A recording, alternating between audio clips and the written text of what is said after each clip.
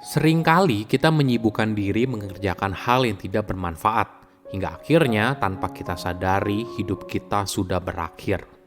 Halo semuanya, nama saya Michael, selamat datang di channel saya, Sikutu Buku. Kali ini saya akan bahas buku On the Shortness of Life karya Seneca. Sebelum kita mulai, buat kalian yang mau support channel ini agar terus berkarya, caranya gampang banget. Kalian cukup klik subscribe dan nyalakan loncengnya. Dukungan kalian membantu banget supaya kita bisa rutin posting dan bersama-sama belajar di channel ini. Buku ini membahas soal hidup yang terlalu singkat. Apakah benar? Mayoritas dari kita mungkin takut akan kematian. Tapi sebenarnya hidup kita di dunia itu panjang asalkan kita tahu cara menggunakannya. Inilah yang kadang tidak kita sadari.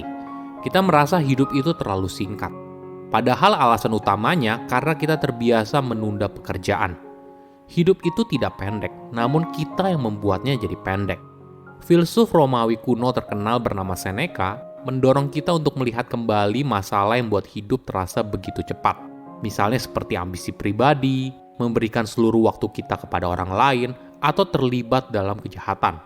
Seneca berpendapat, hidup terasa singkat apabila kita terlalu sibuk dalam hal bisnis dan stres. Saya merangkumnya menjadi 3 hal penting dari buku ini. Pertama, hidup yang terlalu singkat. Apakah kamu merasa hidup itu terlalu singkat? Banyak orang seringkali mengeluh hidup yang terlalu pendek. Padahal sebenarnya hidup itu panjang bila kita tahu cara menggunakannya. Ada orang yang terlalu sibuk dalam keserakahannya. Ada juga yang sibuk mengerjakan hal yang tidak berguna. Ada yang sibuk mabuk-mabukan, ada juga yang lamban karena kemalasan.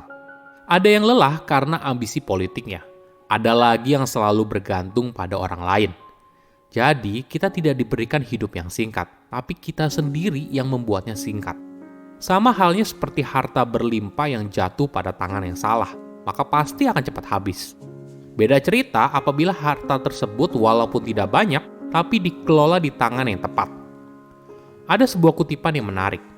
Dalam menjaga sebuah harta, orang-orang seringkali tertutup dan menjaganya dengan penuh hati-hati dan menjadi kikir. Namun ketika sampai pada masalah membuang-buang waktu, mereka menunjukkan diri mereka yang paling boros. Kita seringkali merasa kalau kita akan hidup selamanya, apalagi jika usia kamu masih muda. Kamu tidak akan sadar ketika kamu seringkali membuang-buang waktu yang berharga, tidak memiliki tujuan hidup, dan hanya mengejar kenikmatan semata. Kamu mungkin pernah mendengar ada yang bilang, nantilah ketika saya usia 50 tahun, maka saya akan bersantai dan menikmati hidup.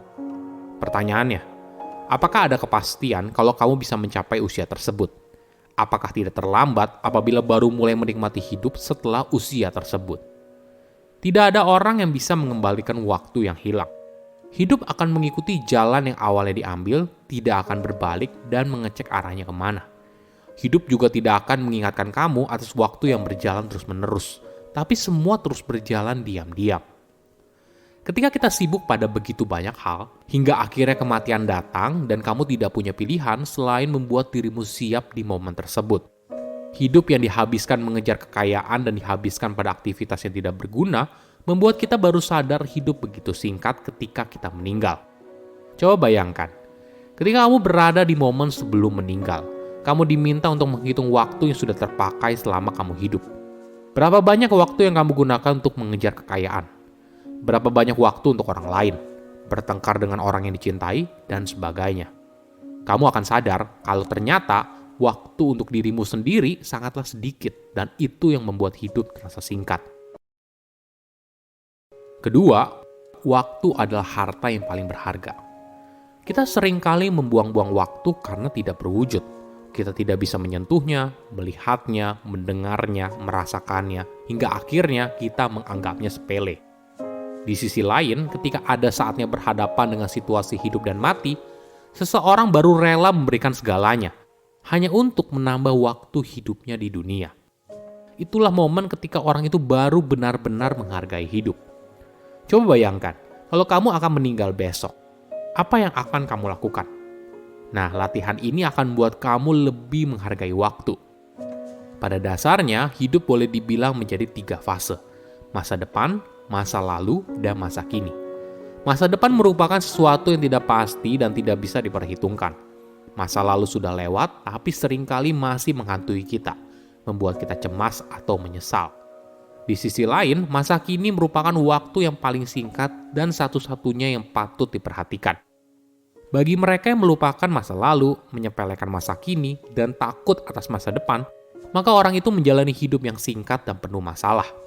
Ketika hingga akhirnya tutup usia, maka sudah terlambat untuk menyadari kalau selama ini mereka tidak melakukan apa-apa.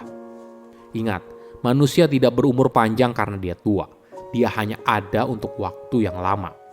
Perbedaannya terletak pada bagaimana dia menghabiskan hidupnya, dan usia bukanlah indikator kebijaksanaan atau pengalaman. Ketiga, kita tidak butuh apa-apa. Seneca percaya kalau menyisihkan waktu untuk bersantai dan menikmatinya merupakan sesuatu yang penting. Tapi, apabila hidup kamu sepenuhnya hanyalah mengejar kenikmatan, maka itu adalah hidup yang sia-sia.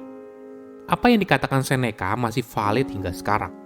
Berapa banyak orang yang sibuk mengejar kekayaan hanya demi punya mobil yang lebih bagus, rumah yang lebih besar, tas yang lebih mahal, dan sebagainya. Semua hanya demi terlihat lebih baik di mata orang lain. Apakah ini hidup yang kita inginkan? Apa tandanya apabila saya benar-benar hidup? Banyak dari kita boleh dibilang menjalani hidup ya sekedar ada, malas-malasan, dan menyia-nyiakan potensi diri. Hidup yang sejati adalah ketika kita hidup berada dalam kendali, dan entah kamu benar-benar menikmatinya dengan penuh makna, atau bekerja keras untuk mencapai tujuan yang penting buat kamu. Mungkin sudah jadi kehendak alam kalau kita tidak perlu sesuatu yang hebat untuk memiliki hidup yang baik. Setiap orang bisa membuat dirinya bahagia. Bagi seorang yang bijak, kemakmuran tidak akan membuatnya sombong, dan kesulitan tidak akan membuatnya tertekan. Karena dia selalu berusaha untuk bergantung pada dirinya sendiri dan mendapatkan kenikmatan yang bersumber dari diri. Jika seseorang tidak terlena atau mabuk atas situasi yang baik, maka orang itu juga tidak akan roboh ketika semuanya berubah. Hatinya telah diuji dan pikirannya mampu bertahan di setiap kondisi. Apapun yang terbaik bagi manusia berada di luar kendali, tidak bisa diambil atau dirampas. Dunia yang kamu lihat, ciptaan alam semesta, dan pikiran manusia, kedua hal ini adalah milik kita yang bisa bertahan selamanya, selama kita masih menjadi diri kita sendiri. Tubuh pada dasarnya tidak butuh banyak hal. Yang penting bebas dari kedinginan, bebas dari rasa lapar, dan butuh nutrisi untuk menyambung hidup. Di luar semua itu hanyalah keinginan, bukan kebutuhan. Walaupun penghasilanmu bertambah, kekayaanmu meningkat, kamu tidak akan pernah meningkatkan kapasitas tubuhmu, karena tidak ada yang bisa menyenangkan rasa serakah. Manusia yang punya kendali atas dirinya sendiri tidak akan menyadari kemiskinan.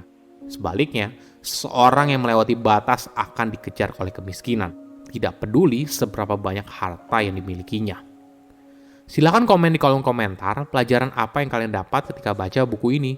Selain itu, komen juga mau buku apa lagi yang saya review di video berikutnya. Saya undur diri, jangan lupa subscribe channel YouTube Sikutu Buku. Bye-bye.